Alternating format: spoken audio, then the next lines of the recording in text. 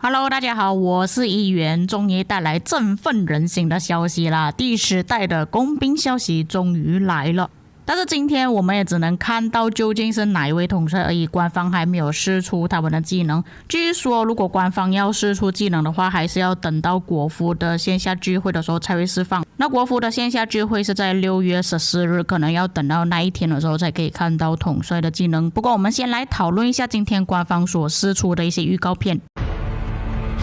OK， 那么从这一幕的时候，我们就已经可以了解到这位统帅就是秦始皇了。统一6国的皇帝就有秦始皇，那他的本名叫嬴政。不过我觉得在游戏中应该也是会称呼他为秦始皇，并且从旁边的军旗，各位也可以看到这个是秦朝时代的军旗来的，所以已经是可以确认他的身份了。那这个也是秦始皇的经典服饰，大多数皇帝都是穿金光闪闪的，就只有嬴政，也就是秦始皇穿黑色的。那来到这边有一个细节，可能大多数的玩家会觉得说，诶，这个不是诸葛宫吗？这个不是在三国时期才出现呢？为什么在秦朝的时候就已经出现了呢？那其实在秦朝的时候就已经有弩的诞生了，只是后来诸葛亮才弄了一个诸葛宫出来。这个是由桑木做成的，当时候比较多的王国呢，他们都是用普通的弓箭而已。当时候秦国他们就制造了这个弩出来，那它射程可以射得比较远，有300米据说啦，而且它也比较稳定一点。那类似这样子的弓箭在19世纪末的时候欧洲才设计出来，相信这个就是秦始皇能够统一6国的原因之一。那除了弩之外，其实秦始皇还有一个最厉害的就是弓弩车，也就因为如此，所以比较多的玩家还在猜测说，诶，秦始皇会不会有可能是领袖统帅、远程统帅？那没有想到最后官方是把它放在工兵统帅上面。那同时间我们可以看到下面的敌方士兵呢，他们还是用着盾和长矛的，而且秦始皇他的部队是占据了高地，从高地去攻击地面呢会比较有优势，并且在这个影片中所显示呢，大多数都是多数工兵在进攻，会不会有可能秦始皇他是圆形范围 AOE 呢？又或者是他的 AOE 范围会更加大呢？这就只能等之后官方释出了技能，我们才可以知道。我们接着看影片。这边画面我们稍微暂停一下，可以看到这个兵种有点类似像奥斯曼的士兵，但又有一点类似像阿拉伯的士兵。但是秦始皇那个时代呢，其实阿拉伯跟奥斯曼帝国都还没有建立，所以其实大概率他们两个应该不会在一起才对。不过我们接着看下去啊，这个可能只是一个小短片而已。骑着铁骑，一统万国。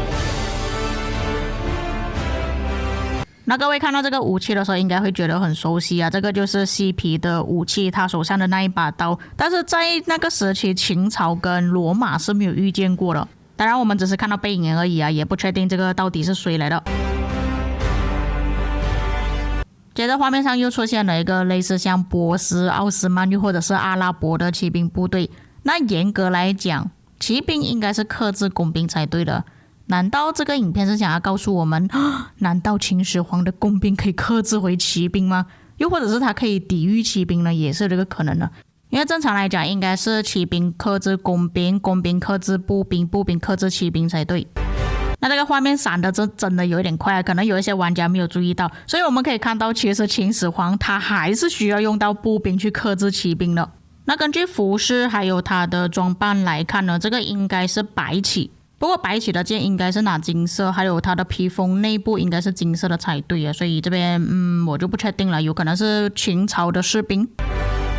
在这里我们看到2位统帅合影了，那左手边的看起来应该就是白起了，不过白起这个样子看起来有点呆我不懂是不是建模的那个设计师弄到他的脸看起来有点呆了然后右手边就是秦始皇了，那我们可以从这边看到秦始皇的设计是长什么样子。那秦始皇这个设计其实跟前几年爆出来的假消息外貌有一点相似啊，不过万国觉醒的秦始皇好像更胖一点，不过画风也确实是万国觉醒的画风。虽然他的外貌看起来比较像步兵啊，因为他手头上完全没有拿任何的工兵，但是根据他后面的部队来看呢，可以实锤他就是工兵统帅了。所以第10代的工兵统帅其中一个就是有包括秦始皇。最后就是这2位统帅的合影了。那封面主要的统帅我们还是看到白起而已啊，感觉秦始皇就是在后面而已，没有什么看到。不过也算正常啊，毕竟他是统帅嘛，那统帅肯定是在前面的，后面才是主公。这里也是顺便跟一些不懂中国历史的外国玩家讲一下，为什么这两个统帅会放在一起？难道白起他可以变成工兵统帅吗？并不是，因为白起跟秦始皇他们是在同一个时代的，而且白起就是秦始皇的部下。那这个情况也不是第一次发生了，还有包括之前的刘彻、霍去病，其实他们也是同一个时代的，而且霍去病就是刘彻的部下，只不过他们是属于汉朝。也可以看到官方最近推出的统帅，他们的朝代都蛮靠前的，就比方说秦始皇跟汉朝都蛮之前的朝代。我在想，这策划他们之后会不会再推出更加之前的朝代，有可能是商朝，到时候我们就有哪吒可以用了。